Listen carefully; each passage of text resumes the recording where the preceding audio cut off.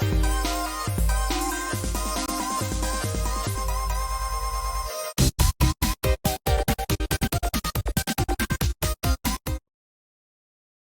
everybody, and welcome to our Day Early Comics preview video. I'm Andy. I'm Matt. We're here with Infinity Flux Comics out of Chattanooga, Tennessee. And in this video, we're going to go over about 20 comics and their variants that are coming out this week. So you can know better what you are going in when you go into your store, what to pick out, what you're in for. Yep. Learn it from us who have read the books and can tell you all about them, which ones, maybe some first appearance of characters, key like storyline things you don't want to miss out on, and just be better prepared. Yeah, be better informed. Yes, be Yeah. informed. It's very hard in comics because it's kind of all built on the surprise, but also you're paying your good money for them, and you want to know what you're getting in for. So thank you so much for joining us. Did we do the introductions? Yeah. I think so. Okay, then let's get on with the show. You can see we've got some really great books to start out with, and I will start out this week with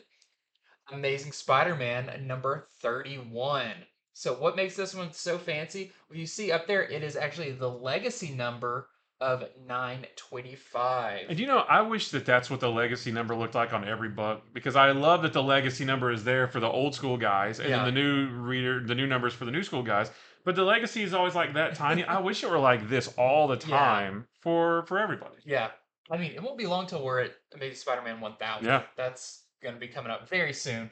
But this one is an oversized issue. It is $9.99, so it's a big one. It actually has a spine on it. Like, this is a thick book. I didn't count the pages. I don't remember. It's maybe 80 pages. 80 is usually what that kind of feels like.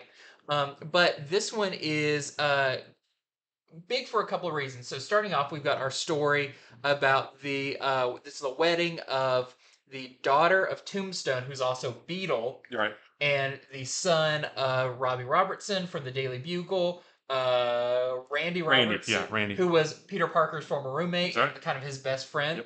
Yep. So Peter Parker is going to be the best man in the wedding. But, on her side of the family, she's a villain, and her father, Tombstone, is like a big mob boss type guy. So this is broken up into chapters. The first one kind of deals with that, where Tombstone is basically talking to all the other mob bosses in the area, and it's like, hey, I've got this wedding coming up. I'm expecting you all to be at it. Not because I want you there, but because I want to keep an eye on you. Because the last time something like this happened, y'all like made a play for the throne. So we're gonna keep it in check. But of course this wedding is not gonna go down without any incident. That never happens in the Marvel universe. So that is a big thing that happens in this. We also see the bachelor and bachelorette parties, which is very fun because you got Beetle, who she's a villain, and all her friends are villains. So you've got a crazy amount of bad characters out on the town causing mischief. And then you've got Peter Parker and Randy, who you'll have to read their story. There's significantly less people, but there's a reason for it that you'll have to see. Like Peter planned it, if that tells you anything about how it goes. Yes, yeah, and he's at the end of the day, he's kind of a boring person, like Peter Parker. But there's a lot of other stuff in here. So we also have a story about Peter telling Kamala Khan about her own death. Now that she's back, she's dressed in her new X-Men gear, and you get to see like how much does he relay to her about that, because it's a sensitive topic. Yeah, he's like, man, you should have seen it. It was crazy. Yeah, but he basically does say, hey, you were a hero, all this kind of stuff. That's really fun. There is another story that gives us some hints to the upcoming Superior Spider-Man, which we know right now is like a giant-sized one-shot, but... Well, it's a one-shot that's going to roll into a series, Yeah, so we see the early hints on why there's going to be Superior Spider-Man coming back. We have Mary Jane story where she gets her jackpot suit. Yep. She's going to be the new hero jackpot, so that's really cool. We have a Spider-Woman story that's very cool, very dark, and it leads into, we didn't know, we were talking about, we weren't sure, but it seems like there's going to be a new Spider-Woman #1 coming out that's pretty crazy looking. So when you read it, you'll see what her goal is, but Nothing will stop her in getting it. We've got a uh, story of um, possibly a little bit more about Spider Boy and his origin. You'll have to read and see. Spider Boy is not in it, but you see maybe somebody who's behind part of his creation. And that's probably going to lead into Spider-Man, Spider Boy Spider Boy #1 in number one. November. Yep.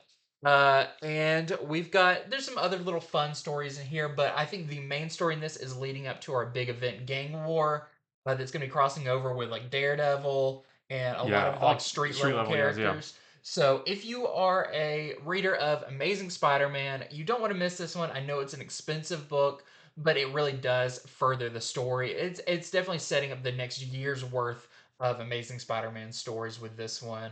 And I think the stuff they're teasing is really, really cool. So a lot of stuff going down in this one that you won't want to miss. So this is your A cover by Ramita Jr. You've got quite a few variants for this one. Let's see. We've got this Greg Land variant. We've got this George Perez variant. I like that. We've got our Casagrande variant. And we've got our John Tyler Christopher negative space, whatever they call this style, but with Kamala in her X-Men garb. I really like in this too. You kind of get a hint of how she feels about the X-Men. She's very excited to be Okay. part of them. And then we also have this 1 in 25 Jim Chung variant that we're selling for $25. That is a lot. Yes. I'm going to start with Avengers #4. And you're like, why are you starting with a #4? Well, because this one's really good. So last month, when we talked about #3, we talked about how it was a good issue, but it was literally like putting pieces on the board for a big fight to come. Well, that big fight is here. So all those pieces that got put on the board last issue, now they're starting to bang together because they're all going at each other. So we've got different little teams of Avengers going off and doing different things. So we've got Thor versus one of the Ashen Combines named Idol Alabaster. They're fighting in Vatican City. The thing about Idol Alabaster and how her powers work is he says that she's not a god, but there are people, we see people on the ground worshiping her as if she's a god because she's this big celestial being floating in the sky, and there's people like bowing down to her, worshiping her. And she says that the more people that worship her, the stronger she gets. Well, that shouldn't be any problem because Thor is Thor, right? Well, he blasts her with a lightning bolt, and she says, hey, any damage and pain you inflict on me actually gets redirected to the people worshiping me on the ground. So it's like, well, how does Thor deal with that without hurting any innocent people? So that's going on in Vatican City. Over in Sydney, the Scarlet Witch is fighting another member of the Ashen Combine called the Dead, who basically kind of reanimates a lot of corpses that come out of the ground and start taking her on. While she's battling while she's battling the Dead, the voice of Chthon starts to talk to her. Which I wonder if that's going to lead into maybe anything that might be going on with Agatha Harkness and her deal with the Darkhold. So she's dealing with that. And then over in Toronto, Iron Man is fighting another member of the Ashen Combine called City Smith, who is like controlling cities and making these big creatures out of buildings and roads and stuff like that. So it's kind of like the two techie members of each group are going at each other. So all these different fights are going on, while at the same time you've got Captain America and Black Panther who have infiltrated the Impossible City. It's like this big like floating fortress up in space, but also kind of looks like a city. They're navigating their way through it. They determine that there's nobody there, there's no life there, so they start setting bombs because they're going to blow this thing out of the sky and let it burn up in reentry. Until a voice starts talking to them, and maybe they aren't alone after all. We don't know who the voice is yet, but that whoever that voice is also narrates the entire issue and kind of introduces us to the members of the Ashen Combine, what they can do, why they're doing it, that kind of thing. So it's just really cool because, like I said, you've got these different little factions of the Avengers off doing different things, and it intermixes what one character's doing, then it splices over to another one, then it jumps back to another one. So it's just all kinds of stuff going on in this issue. A lot of fighting, and the Avengers look like they may have met their match in this, right? So it's really good. I really enjoyed this one so much. So if you are reading Avengers, don't miss this. Or if you're thinking about picking up because it's still early on in this new run, I highly recommend it. It was really good. The art's fantastic. So yeah, super good issue of Avengers. We've got our A cover right there, and then we got a couple variants as well. This is our Alex Ross connecting variants. Can't go wrong with Alex Ross. And then we've also got our Mark Brooks corner box variant. And I like this image if for nothing else than if this is like Heroes Reborn Captain America because he's got the eagle on his head. So that's really cool. And then some other members as well. So very, very good issue of Avengers. Glad to hear. I'm glad Avengers book needs to be Yeah, a really good book. 4 issues in and it's still just going strong. Yeah. It's really good.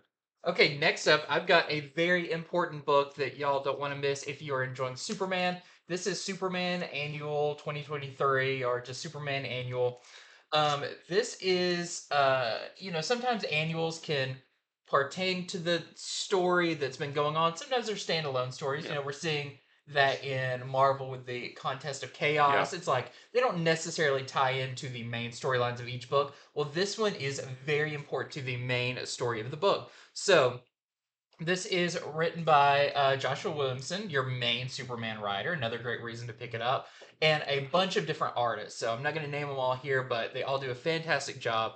So in this, it's mostly centered on Lois Lane uh, because it's kind of a Daily Planet story. So Superman is out fighting toy makers, giant like soldiers out in like kaiju's size. As They're Superman does. yeah, but what's funny is the Daily Planet just go about their business. Like, okay, yeah, what are we gonna be doing today? As this giant thing's going on over here, and they're like, "Where's Clark?" And she's like, "He's on assignment." So Wink, wink. that's all really fun. But Lois is now the editor in chief of the Daily Planet, and it's funny to see her slowly become Perry White, where she yells at people because she's just like, "I see how frustrating this job is." But you've got the whole cast of the Daily Planet there, which I really like seeing. Cat Grant and Lombard and his sister are working there. Some of the newer members they've introduced. But essentially, Lois is like, hey, we've got a couple of stories we need you to cover in Metropolis because they even kind of preface the story by saying Metropolis was known as the city of tomorrow, but people are starting to call it Metropolis the city of secrets. Because we have Marilyn Moonlight, who's this new kind of vigilante they don't know anything about. They've got that Dr. Farm character that's kind of popped up that has ties with some stuff going on in Metropolis. You have the fact that maybe Lex Luthor was a superhero when he first showed up in Metropolis. Plus, nobody knows who Superman is still, right? So, yeah, so there's a lot of stuff that for a city that Superman thought he knew everything about, Lois thought she knew everything about. It's starting to show them that you don't know everything. So she's going to go out, send out her people to research a bunch of different stuff. We've got a lot of fun little team ups in here as Jimmy and Cat Grant tour Super Core. The what used to be Lex Core is now Super Core, and you have to see who is now working there. It's pretty fun, as is I'll say a certain super villain is now working there, and it's just really fun to see. You've also got Lombard, who gets put in charge of going to uh, Strikers or Strikers, the prison in I think it's Metropolis. Strikers, right? I think Strikers, so. yeah. To interview Livewire, who's kind of been a character that's been popping up here and there in this Superman run. You just get fun combinations of characters doing jobs that are not usually used to doing. But there's some big stuff going on as Cat Grant is out patrolling with some police officers, and they are the assignment they're on is intercepted by Marilyn Moonlight. Okay. Where we get some more story about her. We also get Lois looking into why does no one know that Lex Luthor was a superhero? Like, why does no one talk about that? Who has been covering up that story? And you find out, and it is pretty shocking in this one. But the biggest part of this, the whole beginning of this is great. But I'll say the last maybe 4 pages, I'll just give a hint that Lobo shows up in this. and this is going to be leading to some pretty big Superman stories coming up Okay. that may have been teased way back in Superman #1, I believe, where we saw the Oh, at the end, yeah. the kind of collage of things you'll be seeing, and maybe even some hints to that big DC timeline that we Yeah. see. Maybe some hints to stuff that's on Okay, there as I'm well. sold. So I've gone on a lot about an annual, but that is to tell you don't miss this Superman annual because it's very important to the storyline. And when you get to the final page, you realize what's going on. I think everyone's going to be talking about it. So that's Superman annual 2023. And then we've got some variants. So we have this is the Samney and Lopez variant. That's the one I pre-ordered. I love Very that. cool. We've got the Mikkel Janin. We've got this Jock variant. That's very cool. And we have this Galman variant, which I don't recognize the name. Gives me very Jorge Jimenez vibes. This is a 1 in 25 that we're selling for $15. All right, so sticking with DC, we've got Night Terrors, The Flash #2, just wrapping up his miniseries. We've got some other #2s that we're going to be talking about later.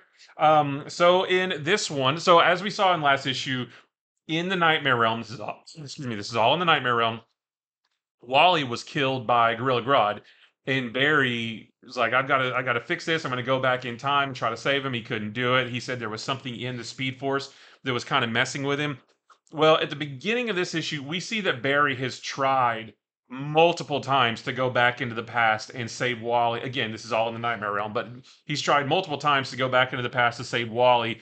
Like it shows like attempt number 9, attempt number 27, attempt number question mark, to the point where his body is literally disfigured. Like his body is literally morphed. He almost doesn't look human anymore. It's become like grotesquely deformed. So nothing works. As many times you go back, nothing works. He says, "I need more speed. I've got," because what he realizes, whatever it is that's in the Speed Force, it's slowing him down. It's siphoning off his Speed Force energy. He says, "I need more speed." But Jay doesn't have enough. None of the speedsters right now have enough. I need to go into the future so that I can get Eobard Thawne's speed. And while I'm there, I'm going to get the Spear of Destiny, which is what Grodd used to kill Wally in the last issue. So he goes to the future to steal Eobard Thawne's speed. He gets Spear of Destiny.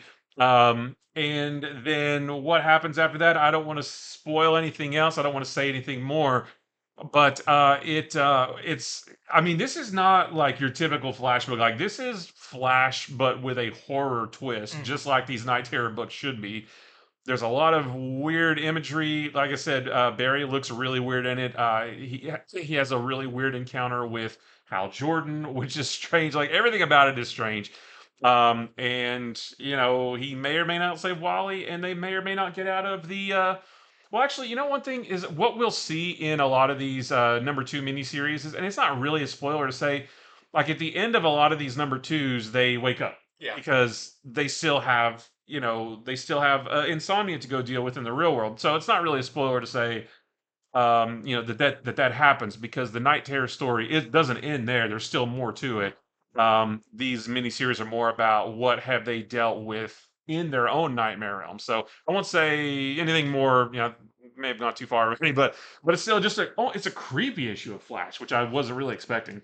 So we've got our A cover right there, and we got a couple variants as well. This is the Taran Clark variant. Yeah, Barry does not look like that in this issue. He looks a lot weirder. This is the Daniel Bayliss variant right there. And then we have the 1 in 25 Kyle Hotz variant, which we're selling for $15. That's a little bit more more accurate to the story.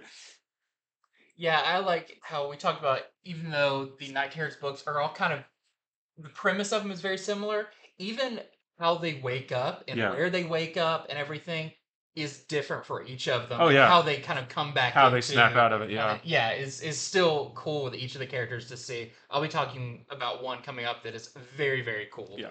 But my next book I'm going over is Ghost Rider Wolverine Weapons of Vengeance Alpha. So that mouthful.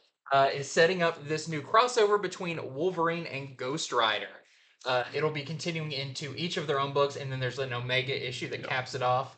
Um, but this was really cool, and I'll tell you the main reason I really like this is most of it is not a. I guess it's a flashback, but it's kind of when it says like now, Oh yeah, before yeah. type thing. It's easier to explain this with the before. So there is a kid. He's an orphan, and it seems like weird things happen around him, but like more than average. Like pets die, people go missing, like very dark stuff happens around this kid. He seems like a sweet kid. He doesn't know why this stuff, but he stays in the orphanage system because anytime he goes somewhere, they're like, we can't handle this kid. Yeah. Like terrible things are happening. So kind of his case manager uh, gets the idea or is recommended that he takes the kid to Charles Xavier at the school. So you can see what time frame this takes place because you see some of the X-Men that are there at the time, which is very cool. You've got Kitty Pryde, you've got Colossus, you've got, of course, Wolverine. Well, I guess you can tell what time period also because Charles Xavier exists with the school still, right? There's still a Charles Xavier and a school, so. So that was one of my favorite parts of this is the time frame that the before takes place in because it just feels like you're reading a classic, like it's a new story but set in that classic time period. Like even when Xavier's talking to the kid and stuff, they're in the kitchen of the mansion and Nightcrawler pops in and opens the freezer to check the date on some ice cream. Then he bamps away with it, and then Kitty Pryde comes through the wall and is nice. like, "Did Kurt just come through here and take my ice cream?" And Xavier like looks at the kid, like, "Do you like my students?" And the kid's like, "I actually really do." Oh, like, that's this nice. is really cool. So it's a lot of that fun X-Men roommate type things. But one of the things that happens when the kid first shows up, Wolverine kind of jumps down from the shadows wearing his yellow and blue suit and is like, "This kid smells funny." Like, and Xavier's like, "Let the kid go. He's fine." But it turns out Xavier looks into the kid's mind and realizes, "I can't take this kid. There is something terrible going on. He's not a mutant. There's something else inside of him." So you kind of get the idea that there's some kind of demon or something in this kid. And when he goes back to the orphanage, uh, something horrible happens, and that kind of is the instigating thing for all this. Now, how does Ghost Rider factor into this? When something happens with this kid, it triggers something in Johnny Blaze where he's got kind of a sense of like supernatural things. And he's like, I don't know what this is, but I've got to go investigate. Wolverine has that same feeling, but after meeting the kid. So they are going to, not knowing each other, they're going to go look for this kid. And the Johnny Blaze in this is wearing the blue suit on his motorcycle and stuff, like very classic Ghost Rider. And it's just setting up this like, in the past, they look for this kid, but in the present, it seems like whatever this thing is has reemerged, and only they know how to deal with it. So it doesn't all take place back in the. No, but I would say, especially because it's an alpha issue, the majority of it takes place in the past. Okay. But it's great. You do actually get a fight between Wolverine and Ghost Rider. You can see why, but it's just really fun. I love the time setting of it. I kind of wish the whole story was set then. It's just cool to see, Wolverine in his classic suit and the X-Men and all that. But even if you haven't been reading Ghost Rider or Wolverine, you can pick this up and enjoy it. I don't know how the next issues are going to be, the Wolverine issue and the Ghost Rider issues, but at least for this one, you can read it and enjoy it as a fresh standalone story. So very, very cool in there. We've got some variants for that one too. So that was our A cover by Ryan Stegman, which is super cool. We've got our Frank Miller variant. A lot of people talking about this cover. We've got this Insignia variant.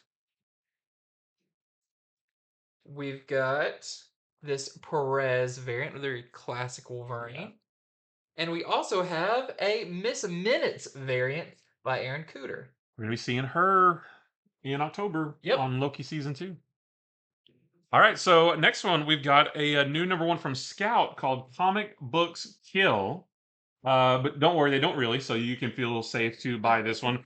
So this is from a local writer, Shane Berryhill. He lives here in Chattanooga and wrote this. It's really, really cool.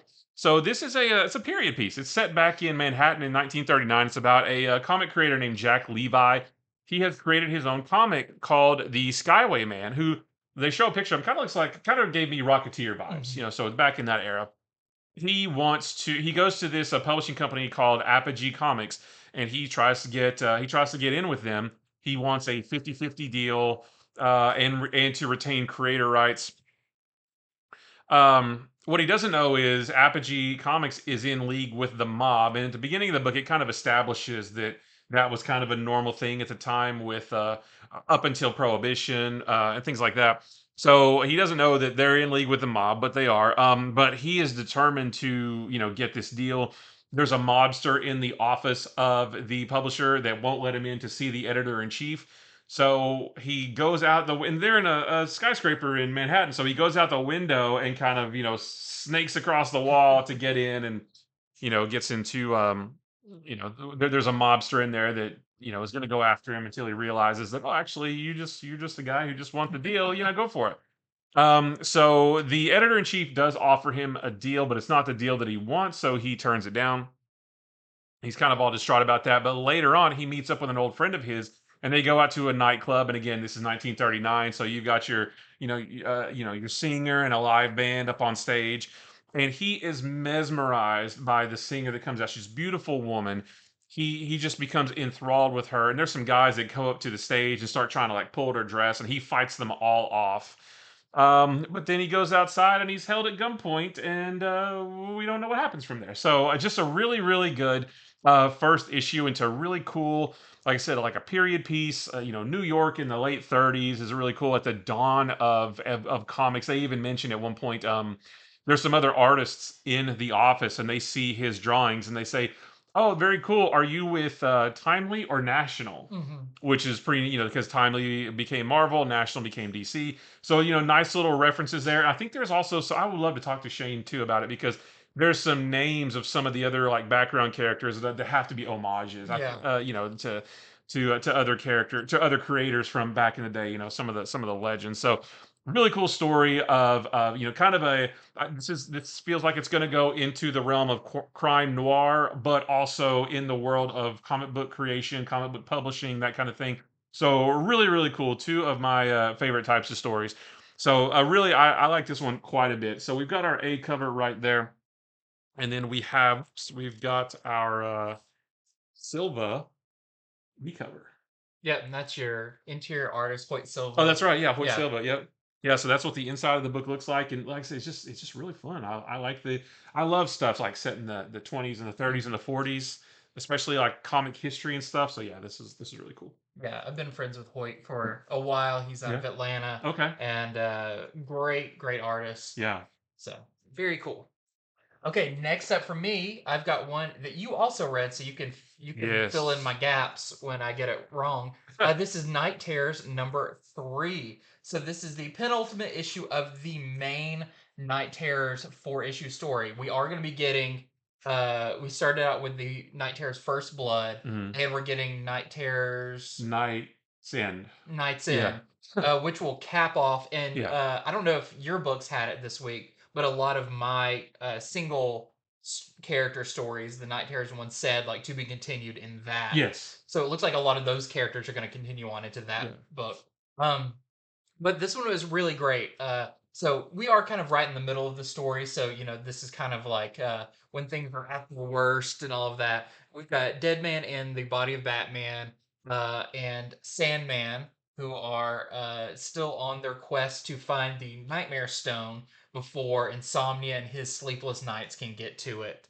And not a spoiler, I don't think, to say that they are now assisted by Damian Wayne Yeah. Robin, who comes into it, which is a great continuation of the Free Comic Book Day Uh huh. issue that was kind of Robin's Night Terror situation. Yeah, and he does a great job of, it's really cool how he explains why he's not asleep. It's Yeah. like, of course, I feel like that's something only Damien could do. Yeah. Maybe Batman if he had prepared, if he had prep time, that kind of thing. Yeah. So that's really, really fun.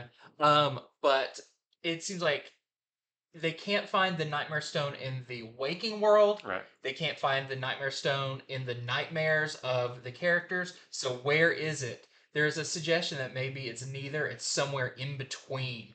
And Sandman may have a way for them to get to that place. So this is going to take them on an adventure to a very weird place between the waking and the dreaming. Yeah. That possibly is where the Nightmare Stone is kind of being guarded or stored. So I don't know how much more I want to give away than that. There's some Yeah, that's good. really interesting stuff that comes with this, and a final page that definitely has me wondering what's going to happen in the next one. Yeah. Very, very cool. Just continuation of the Night Terror storyline. Yeah, the last page, we're getting closer to the end of the story, but that last page still gives us some new questions. Yep. That will come. The answers will come in the next couple issues. So we've got some variants. We've got the Kamenkoli variant. We've got the Matina variant. I'm just loving Dead Man in this book. Deadman is great. I just love that we have an event and the main characters are Deadman and Sandman instead of like Superman and Batman. Like, what? That doesn't happen. We've got the Ivan Rice Blacklight special variant. And we have this is the 1 in 50 Chew variant that we're selling for $35. So very cool. And before we get any further, I do want to mention that you can head over to infinityflux.net where any of these books you're seeing right now, you can order and they can be shipped to you. Or if you're local, you can pick them up. Anything that you pre-order on here, if you subscribe, you pre-order, you get 10% off of just really exciting stuff if you head over to infinityflux.net.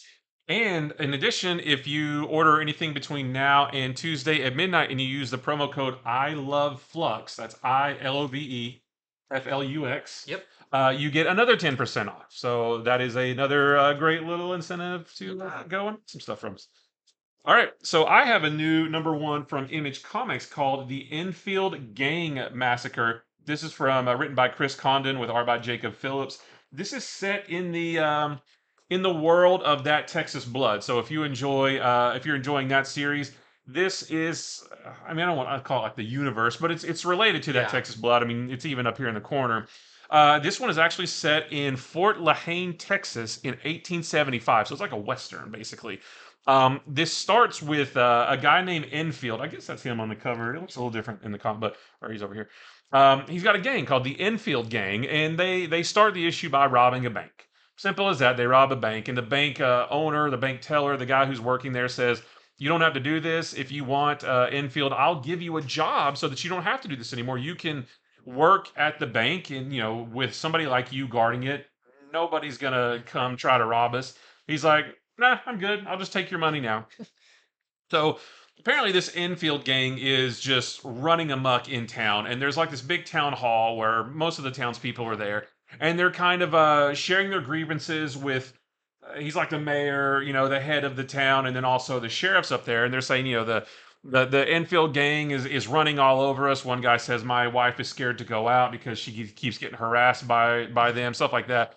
And they're also upset because the sheriff won't do anything about it. We don't know why. He's probably like maybe he's in the pocket of I don't know, but he won't do anything about it. They're saying he's worthless. Well, luckily there is a Texas Ranger there named Eli, who he kind of steps up and he reluctantly steps up and says, "I'll look into it. I'll take this on." Well, while they're in this big town hall, this kid busts in and says, "Oh my gosh, I think his name is Bill, the guy that worked at the bank that we saw at the beginning of the issue, he's been murdered." And and everybody's like, "Well, it must have been the Enfield gang because somebody saw them rob it earlier, that kind of thing. So it must have been them." So Eli, the Texas Ranger, a couple other guys, they go to the bank to investigate, and it looks like a pretty grisly murder. Like the bank worker there, he's all strung up, all bloody. Maybe it looked like he was separated in half, but I'm not too sure about that. They didn't show a whole lot, but you could tell it was a very, very bloody crime scene. And they're like, "All right, that was definitely Enfield.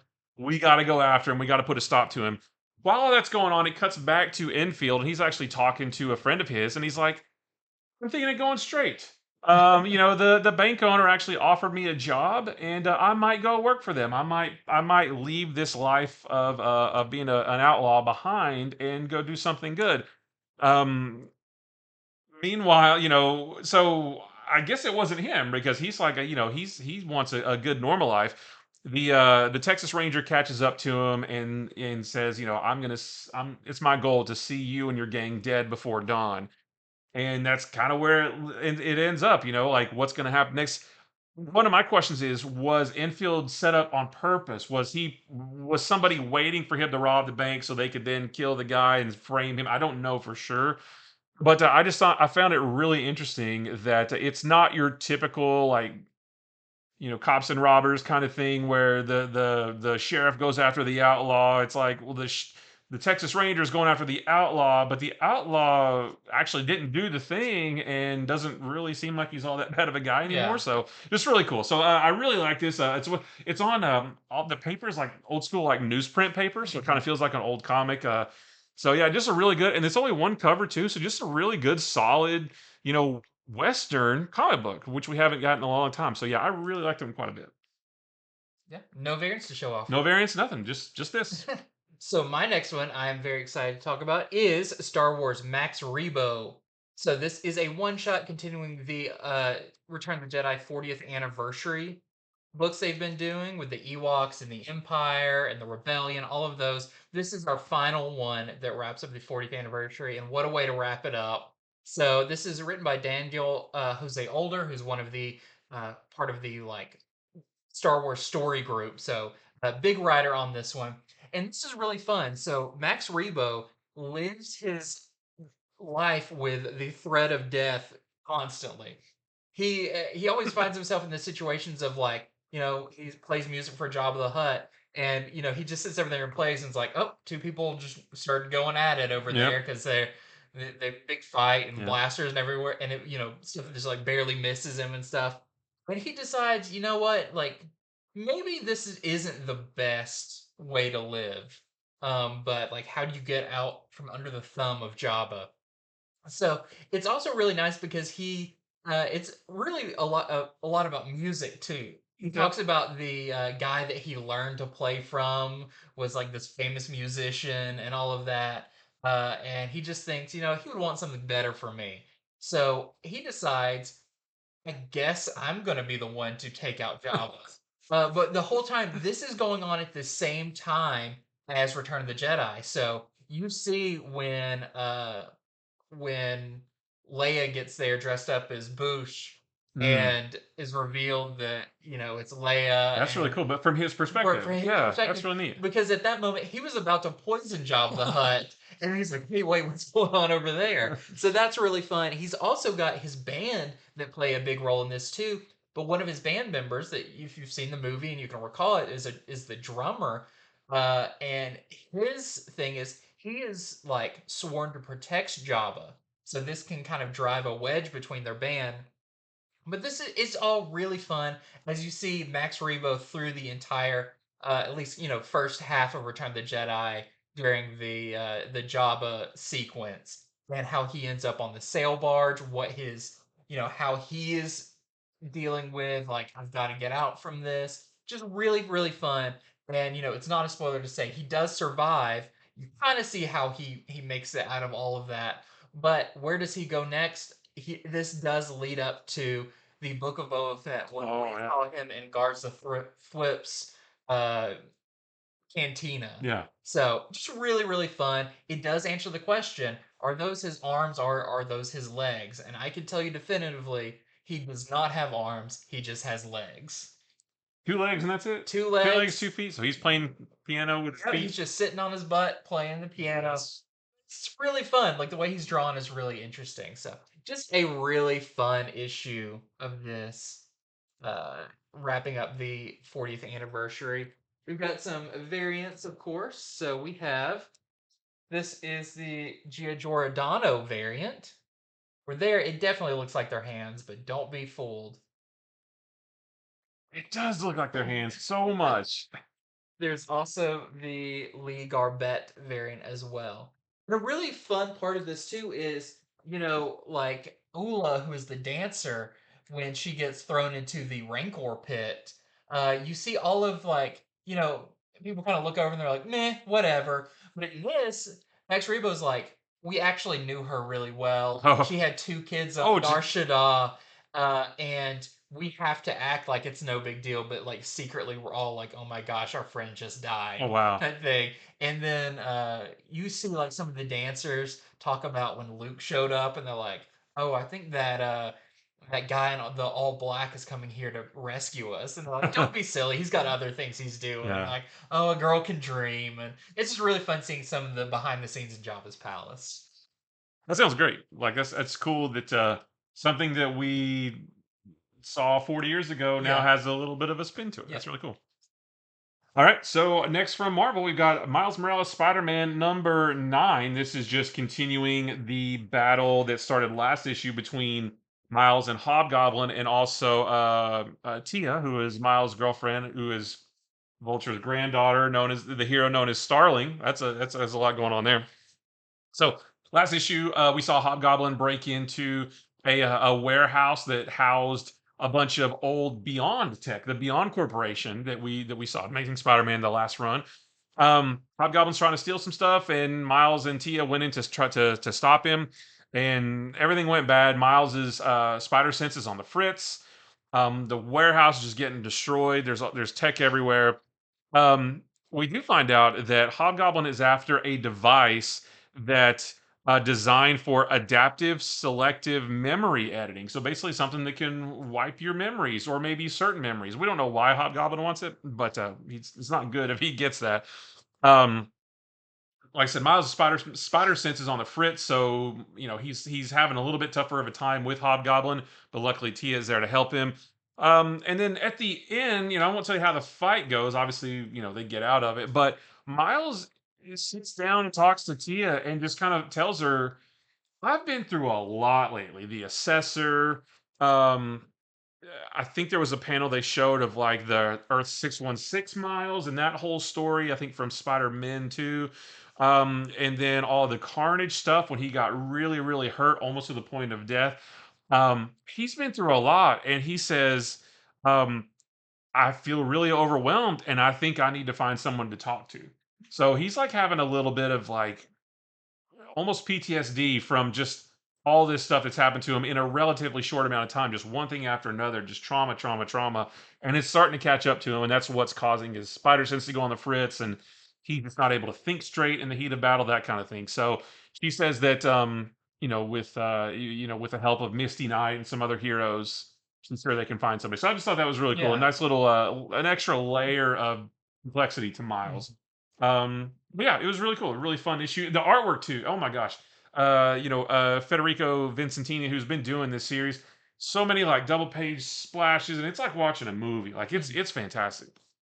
So we've got this A cover here, and then we also have a Manhanini variant as well, with Miles holding this big old venom blast sword. I don't know what to call it. Okay, next for me, I've got uh Night Terrors Zatanna number 2. So this was one of my favorites of the number ones of the Night Terrors, and number 2 continues the fun. I think mostly because Zatanna is not asleep, Yeah. and she's having to deal with the sleepless nights in the real world as she's going through this maze um, underneath the Hall of Justice.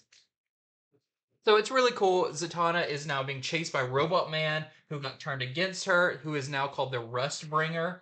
And the Sleepless Knights are also chasing her.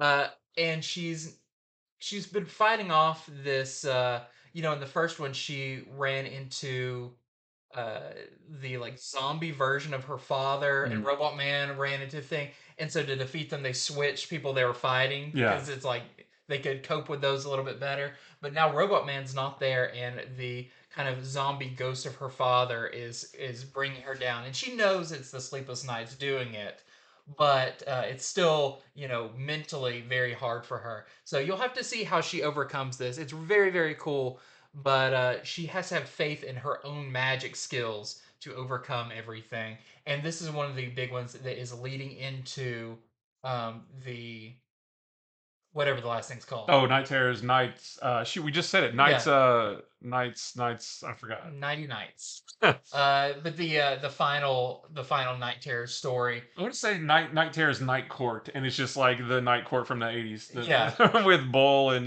Harry in the courtroom. but very very cool. Second issue. Was it Night's End? Night's End, I think. Yes, Maybe. Yeah. maybe. But yeah, it's all going to be included in that.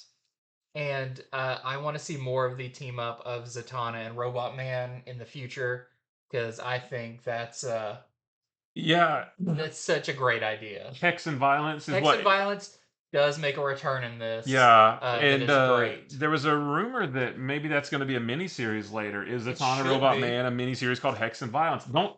That's not confirmed though, but I did read that Could somewhere. be wishful thinking. Yeah, But that would be great. we've got some variants. We've got the Limb variant. We've got the Riley Rossmo variant. And we've got this 1 in 25 Dan Mora kind of concept art variant. We were selling for $20. And it wasn't until these issues I realized like the different names of the Sleepless Knights. So Oh yeah, you've Sleepless got the Queen. Sleepless Queen, Sir Morbid.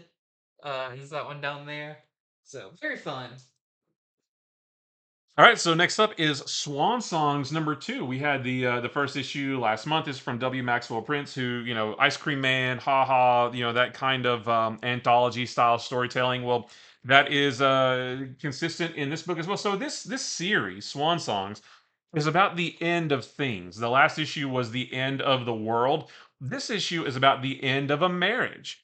At the very first the very first page, I had to show Andy like it's funny because there's a husband and a wife, and they're in a lawyer's office, and the lawyer says, "Okay, you both have signed the agreement. All of your possessions will be split up based on the terms of the agreement you signed. And at the very bottom it says you will be locked in Mortal Kombat for all eternity." And I'm like, what? That's weird. So what's funny is we throughout the issue we get both the husband and the wife's recollection of how they met, what their relationship was like, during the honeymoon phase, what happened that caused their divorce. And it's really interesting. The use of colors in that is really good because every time the husband talks, it's like a blue, like a caption box, and the background is like a shade of pink. When the wife talks, the caption box is pink, and the background is shade of blue. Just very creative colors to let you know who's saying what. Um, and we see that their recollection of things is a little bit off, right? Like for example, oh, I ran into her at the grocery store when she was looking for apples. I don't remember what kind. And she says, "Oh, yeah, I met him at the grocery store when I was looking for avocados." And he said, "Oh, my cart was messed up, and I accidentally steered into her, and she said, "Oh, he couldn't wait to come over and talk to me," like that kind of stuff, Mhm. and we see, their relationship. So all the while that we're getting this story about the life of their relationship from both perspectives, we also get like moments of them fighting in like various styles. Like the first time we see them fight in like full like medieval knight gear with big swords, and they're riding horses. We get another one where they're fighting with like samurai armor. And like the first fight, she cuts his head off, but then we see them fighting again. So it's like, and it's not really explained. It's just like they said at the beginning, they're locked in Mortal Kombat for all eternity. So I guess they come back and fight again. We see another fight of them, and they're more like wearing like almost like superhero suits, like where they're fighting like superhero style kind of thing. It's kind of strange, but just super interesting because we see them fighting and they're really angry at each other, all the while seeing their relationship and how it started, how it was in the middle, how it ended from both perspectives. Like it was just a really one of the most interesting issues I read out of all these books here, just because it's so different. Like there's nothing else They're like all to this. set a mood, not to be taken literally, but to Right. kind of build a picture of something. Yeah, I guess. Yeah, it's definitely. Yeah, you're right. It's not literal, but it's just like they're going to be bickering back and Yeah. forth for the rest of their lives. Shoot, I was thinking maybe there was like a sci-fi thing at work, but I think it's more instead. I'm embarrassed now, but yeah, that actually sounds a lot better. But just a really good issue. Like, regardless of what's real, what is it, this is a really really cool issue. It was just cool to see everything from each of their perspectives, and for things to be just a little bit off, and you can see how they think of things. So there's our A cover right there, and then we have a Irving variant as well, and that's one of the five. It's right there. It's good. Well, next up for me, I've got. I think this is the first one of these contests of chaos I've read. This Oh is yeah, Contest of Chaos Spider-Man or Spider-Man Annual #1. It's because it's running through all the annuals. So I still don't know what all of the Contest of Chaos, like what's the crux of it. What is Agatha trying to do? We know she's kind of trying to maybe create her own Darkhold. she's definitely trying to create another Darkhold Yeah. because Wanda absorbed the original one into her. I I'm not clear why heroes fighting heroes, what that has to do with anything. Right. So coming into it with about that much knowledge Right. about it, we see this is by Stephanie Phillips and Alberto Foce. Peter's having a normal day. He's fighting the Rhino. He's doing a bunch of quips, all of that. And when he finishes it, he just goes through the window of his house like normal, but finds himself transported into a mysterious lost city in the rainforest. He's like, "Oh, this is weird." Yeah, it's But bound to like for happen. Spider-Man, like he's surprised, but not that Yeah. Oh surprised. yeah. Suddenly, he's attacked by Wolverine, who bursts through a window and tackles him. But upon I forgot what he says, but he smells Peter and is like, "Oh yeah, you are Peter," and it's some like because he just smells like a nerd or something Yeah. like that. So they're trying to figure out why they're there, but all of a sudden something is revealed that looks like it's going to be a key part of kind of this dark hold stuff. Okay. That suddenly, they were fine working together, figuring out where they are, but now they both really want these things. Their eyes turn purple, and it is an all-out fight between the Okay. two to who can get to it first. So they're So fighting against their will, basically, like they're right. possessed or something. Yeah, Okay. but they're not like, "Oh, I don't know why my body's doing this." Like, no, they suddenly they change to being like, Okay. "I'm gonna fight you for this." So I won't give away who's the winner, or because I don't even really know what's the winner mean to this whole thing. But I will say when the winner does end up with Agatha, they kind of walk through a portal.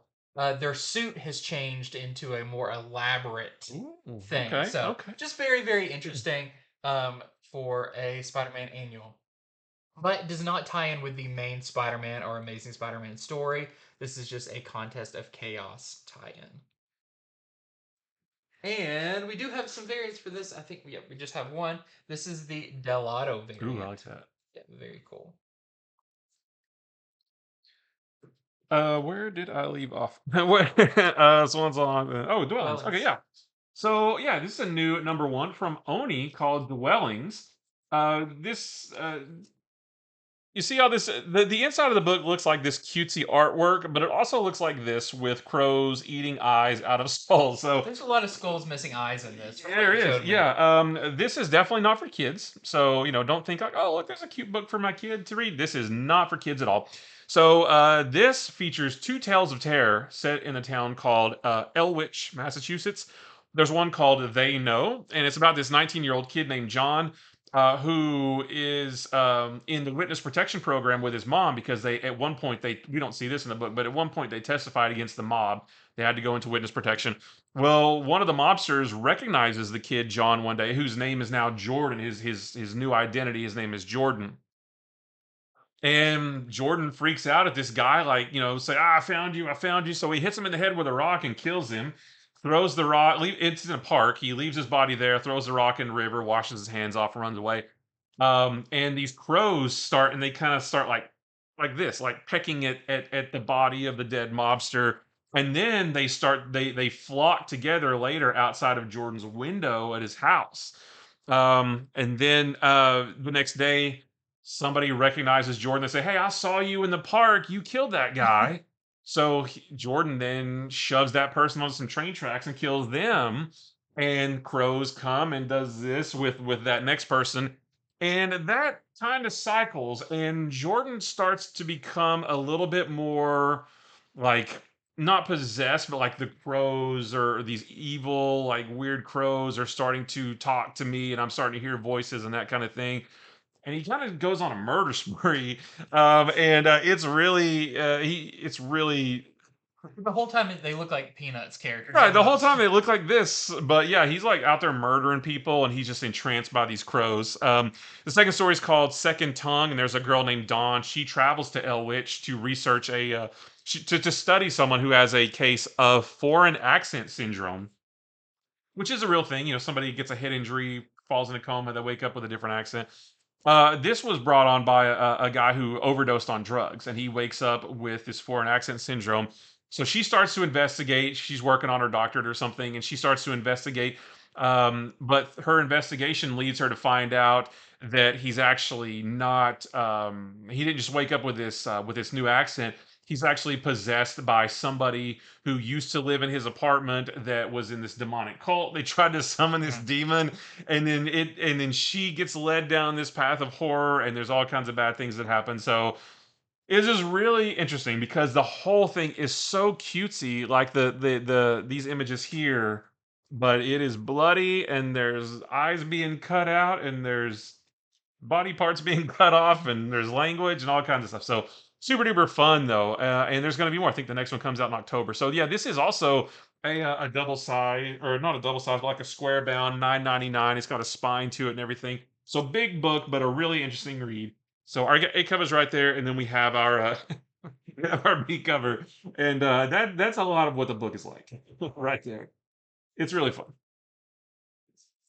Okay, next up, I've got my next Night Terrors book, and it's a Night Terrors Green Lantern #2.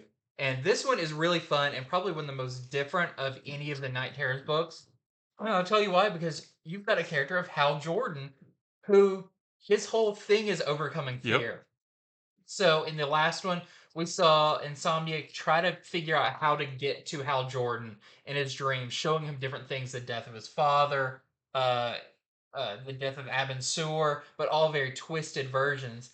And eventually, it leads to him as Parallax. Ooh. So it's Hal up against Insomnia, but he looks like when Hal Jordan was Parallax, which is really interesting because you think it's going to bother Hal, and it doesn't. And no spoilers for the whole issue, but nothing bothers Hal because he's overcome fear. And this turns into Hal Jordan hunting Insomnia, Okay. being like, I'm going to turn the tables on you. Okay. And it's super cool to see Hal Jordan being like, nah, I'm good. The whole time he's like, nah, I'm just gonna terrorize you instead. Nice. And it's really cool because there is something that Insomnia does say that like for a half second gets to Hal, but he just turns around like every time Insomnia comes to him, he's like, oh, remember that time that all those people died because of you? And he's like, I've overcome that. Like I've dealt with it in my own way, and I'm good now. Try again. Nice. And it's just really cool. So if you're a Hal Jordan fan, I'm if a you're a Hal Green Jordan fan. Lantern fan, this is just like you'll love just seeing him be awesome. So it's super fun. It's almost like the monster versus survivor. Now the survivor has turned on the Yeah. monster, and the monster is running scared. So very, very cool. And I can't wait to see this is also going to be continued in that final installment of Mm. Night Terrors. And I can't wait to see what Hal Jordan does there. So this also does have the backup story about Sinestro and all of his nightmares that are very weird. Involves Sinestro with multiple faces, just very, very odd. But that one is also wrapped up as well. So that is your A cover, which is super cool. And we also have our. This is the Diodato variant. We've got a Sarmento variant. And we've got a 1 in 25 Cully Hamner variant that we're selling for $15. It's just really fun after, they've all been going through so much in Night Terrors, and to see Hal Jordan be like, nah, I'm good. Yeah. And I looked at my notes from our Comics from the Future video last Friday where we talked about the last issue, and it is Night Terrors Nights In. Nights In. Yeah. It should have been obvious. Yeah, right, right. So I've got another Night Terrors book. This is Night Terrors Shazam #2. So this one, just like last issue's, focuses on Mary. She's the focal point of this issue. Um, she she kind of overcomes the in her dream, in her nightmare is like a nightmarish version of Billy or the captain. She kind of gets away from him, and she finds a way to enter the dreams of the other Shazam family. What I was a little bit confused about is in the last issue it seemed like she was within a dream, like two levels deep, and I don't know if she, because in this one it shows her like her almost like a dream form rise up out of her sleeping body and then go into the body of one of the other kids. I don't know if that's in the real world or still in the nightmare realm. I'm not sure, but regardless, she goes into the dreams of all of the other members of the family, and she's in their dreams. She's able to give them their powers back. So they all say Shazam. They get their powers back, and then they are able to take on whatever nightmare they're dealing with too. And then near the end, the nightmarish version of Billy or the captain comes, she finds her. There's a really cool two-page spread where he hits her, and it shows her being knocked through different dreamscapes. Like, Huh. there's like a sliver of one thing, and then she gets knocked through another one. It's another sliver of another type of nightmare. That was a really cool thing. And then but because she's imbued her family with the powers of Shazam again, they all come to help her against this nightmarish version of Billy. So, if you're a Mary Marvel fan, I know there's a lot of fans out there. This is a great book featuring Mary Marvel, and yeah, and like I said, it's not a spoiler to say that they all eventually snap out of it, but the Night Terror story isn't finished, so there's more to do. So we have our A cover there. This is our uh, Ben Oliver variant. So that's not Black Adam. That's what this nightmarish version of Billy Batson looks like when he's in his Captain Marvel form. And then we have the Crystal Kung variant as well. Very cool. Next up for me, I've got Star Wars issue 37. This is a tie into the Dark Droid storyline, and it's focused on Lando and Lobot, his kind of best friend. Yeah, I love Lobot. 2 minutes of screen time, but I always thought he was so cool. They've really fleshed out his character Okay, in the cool. comics, from being like kind of a normal guy to like stuff happening and him losing more of his humanity. Nice. But in this one, since Lobot is now very much a droid, the scourge kind of virus thing that's spreading throughout the galaxy that's infecting droids gets to Lobot, and essentially from the inside of the rebellion, sets off alarms on all of the major ships to be like, we're in battle. And they're like, we don't see an enemy, but something had to have happened. Mm. So he's kind of creating chaos from the inside.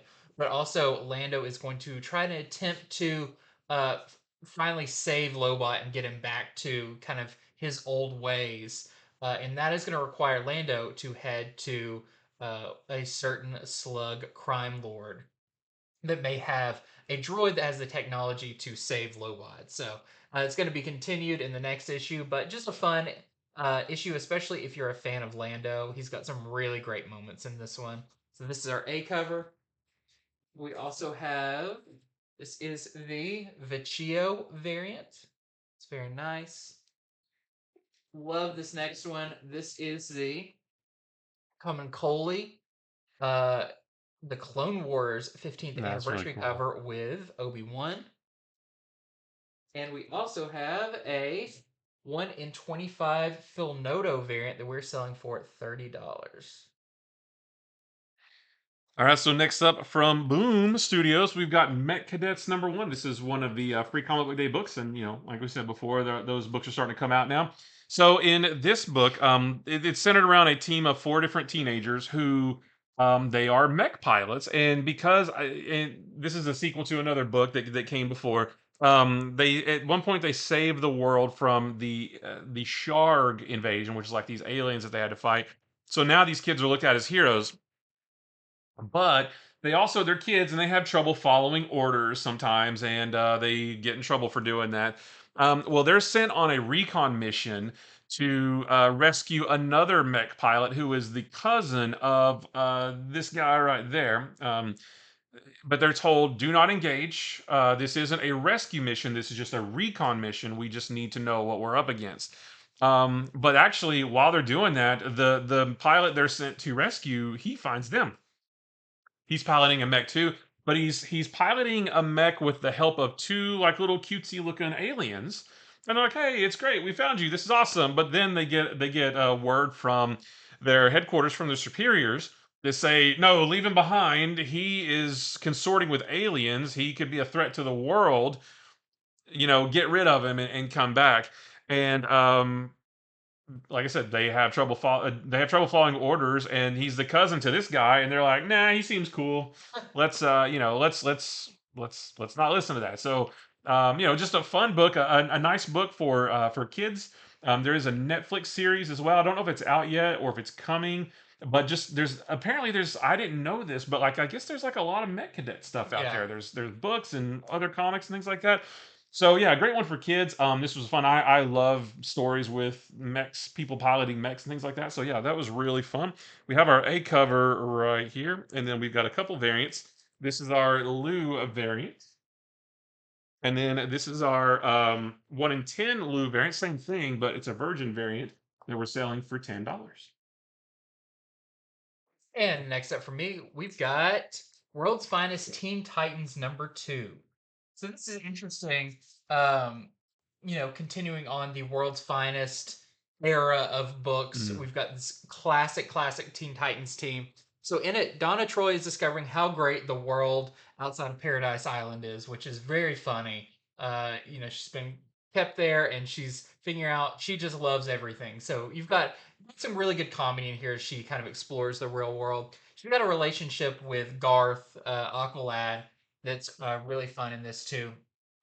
But there is a kind of mission for them to go on, and a girl has run out of school screaming and seemed to have run into this very haunted looking house. And it's up Oh to the yeah. Teen Titans to get in there and figure it out. Someone else has went in who has kind of psychic abilities, and like I can't be in there because there's so much like psychic noise going on that I can't take it. So Teen Titans, will you go in there and help her? So it also feels very Night Terrorsy almost because the Teen Titans go into it. Not all of them. It's kind of there's some of the characters that are out doing some like trying to figure out more about this girl and meeting with her best friend and stuff, and some who are in there. But the ones who are in there are like Roy Harper, Garth, Donna Troy, and I think Robin is outside of there, as well as Speedy. But it's really interesting because they go in there, but immediately they get split up and they're all in like different looking places. Okay.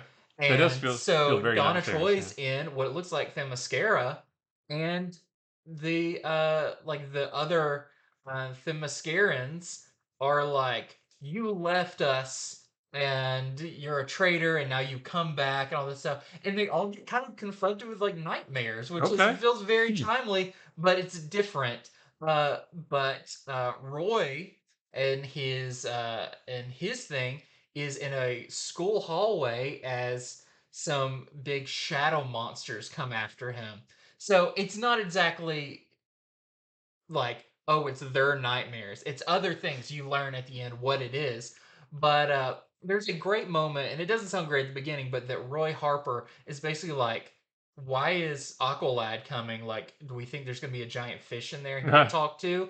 But without spoiling it, he is the most important person in this Okay. as they go into it. So it's got a really like kind of uh, warm feeling inside storyline that happens, but also it's got a setup for the next issue, which I'm really excited about, which is where they go to the Teen Titans convention. Yeah, that So sounds you'll great. see a lead into that as well. So a great issue of World's Finest Teen Titans, and it's kind of a one and done story, but it's still with a lot of character building. Yeah. And it's interesting, character building for characters we already really know, Right. but it adds more layers to them. So that was our A cover. We've got our This is the hymns cover for Blue Beetle Very coming up excited for that. very soon. We've got our Doc Shaner variant with Donna Troy as well. All right, so last one for me is a. You good? Yep, accidentally hit the website. Just Go to the go to website. We the still want to website. remind you again about the website. So the last one for me is Night Terror's Robin #2. So in the last issue, Tim Drake and Jason Todd were kind of together in the nightmare realm, but they're dealing with their own nightmares. Tim having to see the death of his father at the hands of Boomerang over and over again, not being able to save him. Jason dealing with being beaten by the Joker, right? So in this one, they realize they can't defeat their nightmares, and they kind of have a heart to heart, which is kind of nice because we just don't see Tim and Jason interact on their own too much. But Jason tells Tim that, the good thing about Tim is that he's full of hope and he never gives up. And Tim tells Jason that you don't have to do everything alone. You can always call for help and we will come help you. They kind of come to an understanding. They know each other a bit better now. And then they combine their efforts to defeat their nightmares, and they do the thing. You had another book where they did this, where they swap, Yeah. and Jason kind of deals with Tim's nightmare and vice versa. So just a really cool. Like the art was really good too. Like just a really good a book with two awesome Robins, Jason and Tim. We don't see them team up very often. Like I said, it's not a spoiler to say they wake up at the end of this one, but I like what it looks like at the end. They're like, oh gosh, that was weird, but now we got to go deal with something else even worse. So just really cool. So yeah, another nice Night Terrors miniseries. So Robin #2, a cover right there. We have this one's crazy. This one is our Liam Sharp cover, that big old jaw. Is that Nightwing? That kind of looks like Nightwing. He's not in this. This is the James Stocco variant. Very creepy looking there. And then we have the 1 in 25 Connolly variant, which we're selling for $15. Okay, and I've got X-Men Children of the Vault #1. This is a new mini series, and I can't tell you a whole lot about this. It was this is for your X-Men fan that is in deep and knows. I didn't know anything about the Children of the Vault, but apparently they came about back in like 2006. Okay. And they're a group that is constantly going up against the X-Men villains. But in this, they are awoken out of some pods, which is very interesting, that seem to be inside of Master Mold, which, if you remember Master Mold, the big Sentinel. And to stop them now, Bishop has to go save Cable from an Orcus facility, as they are going after the Children of the Vault. So, but this is definitely. I try not to say things are not new reader friendly. This is not new reader friendly. This is if you are a ex lore fan and you know about these characters, because it really doesn't it doesn't ease you into it. It kind of assumes you know who all these characters are. There's still a little bit of introduction, but not a whole lot. But the art's really good. I love seeing Cable and Bishop, who don't necessarily always get along, so it's cool to see them together in this. But that is the beginning of our new mini series, part of the Fall of X, Children of the Vault #1. We've also got some variants for this one. For this really nice race variant. And we also have this Miss Minutes variant. Another Miss Minutes. Another one, yeah. Get this ready. Yep. Do you have any more books? That's it. I'm good. Okay, then I've got one last thing to show off. This is the Conan #1 movie foil cover. So it's coming out a week after the main Conan book. But be on the lookout for this one at your store, because super cool movie poster cover for this one. And I believe this is. I don't see the. Oh, the back is foil, shiny foil too. The back is super fancy. But you'll have to check with your store about prices for these, because there's not a printed price on the book, so you got to check with your store for that. Again, Conan #1, best book that I read last week. I loved it. It's so good. Fantastic. But there's also some other books that came out this week that we want to let you know about. First off, with Captain Marvel Dark Tempest #2. Guardians of the Galaxy #5. Immortal X-Men #14. Red Goblin #7. Silk #4. Batman and Scooby-Doo Mysteries #11. Danger Street #8. Multiversity, Harley Screws Up the DCU #6. Spirit World #4. Wildcats #10. We've got Gargoyles Dark Ages #2. The Gene Simmons Dominatrix #2. We've got Godzilla Here There Be Dragons #2. Gunslinger Spawn #23. We got House of Slaughter, number 16. NBX Battle for Pumpkin King, number 5. Yep, Nightmare Before Christmas, NBX, Oh which yeah. feels like a I was like, well, NBX, like I didn't make the it connection. sounds like an old PlayStation sports Yeah, game. it Did you does. play the new NBX Yeah. 2023? We've got Scarlet Couture Munich File, number 1. Untold Tales of I Hate Fairyland, number 2. And Weird Work, number 2. So that's just a little bit more of the books. We couldn't cover them all, but we covered a lot of them here. And as a reminder, head over to infinityflux.net where you can pre-order books. You can order these books that we talked about here today. And everything you pre-order, you get 10% off of. And If don't you, forget that yeah, coupon code I love Flux, ILOVEFLUX, all one word, for another 10% off. And that's good until Tuesday at midnight. that is awesome. So thank you so much for watching. Stay tuned for our next video, which is coming up on Wednesday. Yep. We'll be showing you the earliest you can pre-order some comics coming out that we think you'll want to see. But thank you so much for watching, and until then, Yeah. bye.